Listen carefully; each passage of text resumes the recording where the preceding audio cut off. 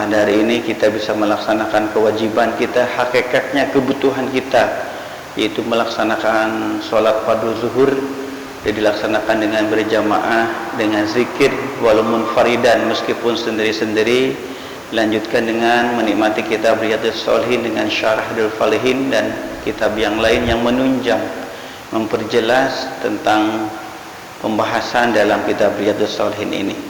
Kita akan teruskan kajian tentang babu tahribin nazari, bab haram melihat ilal mar'ati terhadap perempuan al-ajnabiyah yang bukan mahram, wal amradul hasan li ghairi hajatin syar'iyyah, dan melihat laki-laki amrod. Amrod itu sangat tampan, Pak, sangat tampan, sangat ganteng, deket-deket ke cantik, itu amrod namanya. Li ghairi hajati syar'iyyah, tanpa ada kepentingan syarak. Seperti ada kepentingan syar'i itu seperti dokter kandungan, ya melihat tempat keluarnya bayi, misalkan penyakit dalam gitu, melihat segala sesuatu yang dibutuhkan untuk melihatnya, itu karena syar'i diperbolehkan. Tetapi memang saya sarankan kepada para bapak ibu yang dirahmati Allah, ketika istri kita, saudara perempuan kita hamil, memang bagusnya diperiksa oleh ahli kandungan yang perempuan, tidak laki-laki. Lebih nyaman, kecuali memang adanya dokter laki-laki, itu termasuk kategori darurat. Ad-daruratu tubihul mahzurat. Sesuatu yang darurat itu, keterpaksaan itu akan menyebabkan asalnya haram menjadi halal, dengan catatan biqadil hajati, hanya sekedar kebutuhan. Jadi sekali lagi saya sarankan, kalau ada dokter perempuan ahli kandungan obigin, ke sana. Itu sebab lebih aman, lebih nyaman bagi istri kita dan juga bagi kita, kecuali dalam hal keterpaksaan. Jadi ini pembahasan khusus dan banyak dilanggar oleh muslimin muslimat tentang menjaga mata dari perbuatan-perbuatan yang akan menyebabkan Allah marah. Karenanya dibuka dengan firman Allah kajian ini dengan menuliskan oleh Imam Nawawi surat An-Nur ayat 30. Saya bacakan lengkapnya, Pak, ya, lengkap jamaah dirahmati Allah, lengkap ayatnya, ayat 30 dan ayat 31, nanti nyambung dengan ayat 32. Ayat 32 itu perintah, bukan anjuran lagi, perintah untuk menikahkan saudara kita yang masih lajang, masih sendiri, baik laki-laki ataupun perempuan, supaya aman, selamat dari fitnah mata, dari kejahatan-kejahatan syahwat apabila tidak diarahkan, tidak ditundukkan dengan wahyu dari Allah Subhanahu wa ta'ala. Bismillahirrahmanirrahim. Kulil mu'minin, katakan oleh Rasulullah, jelaskan oleh Rasulullah lil mu'minin, terhadap laki-laki yang beriman kepada Allah, yahudu, supaya mereka menutup min absorihim, pandangan-pandangan mereka.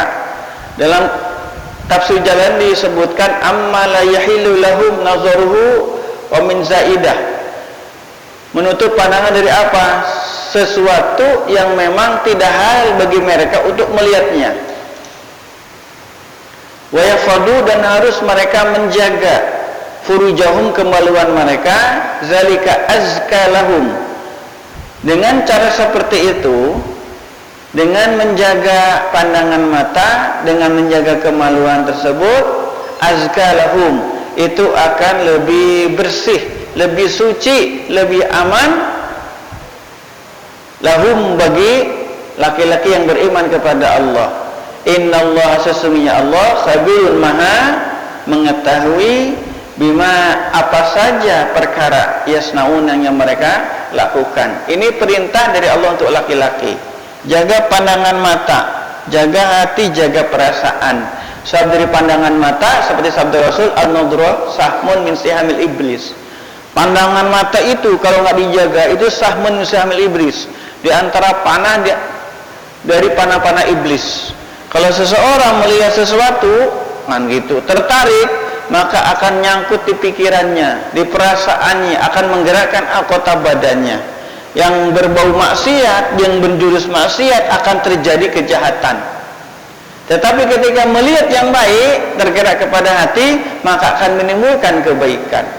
Jadi mata itu adalah jendelanya, pembukanya. Ada ayat yang kedua, yaitu yang ditulis oleh Imam Nawawi, yang berkenaan itu kita lengkapi surat An-Nur ayat 31.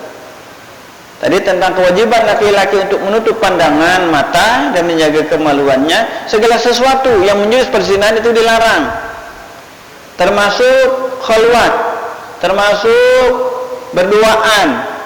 Karenanya memang minusnya, jeleknya, bahayanya ketika seorang laki-laki mengkhidmah melamar seorang perempuan, dianggapnya sudah sah. Orang tuanya melepas dengan harapan apa? Si nikah lah, sudah dikhidbah. Apa yang malam minggu dibawa kemana-mana. Atau lebih diperhalus lagi, sekarang kan bukan pacaran, ta'aruf. Atas nama ta'aruf itulah biasanya antar aktivis ta'aruf itu. Mojok itu bukan pacaran, Ustaz, ta'aruf itu lebih bahaya lagi. Jadi apapun yang namanya berdoa laki-laki perempuan yang lain mahram, meskipun mahram tapi menyebabkan bahaya, itu harus dihindari. Makanya saya sampai beritahu kepada anak santri terutama anak perempuan, meskipun itu bapakmu, itu saudara laki-lakimu, harus tetap menjaga sikap, menjaga cara berpakaian. Maaf cakap, jangan pakai tank top perempuan itu, meskipun di rumah, meskipun yang ada kakaknya, adik kandung laki-lakinya, meskipun ada bapaknya, meskipun ada bapak mertua. Sebab banyak terjadi incest, na'udzubillah, perzinahan di antara sesama saudara. Sampai ada kisah, kasusnya di India, Pak, di India. Justru ini yang aktif perempuannya, ini kisah sangat jarang.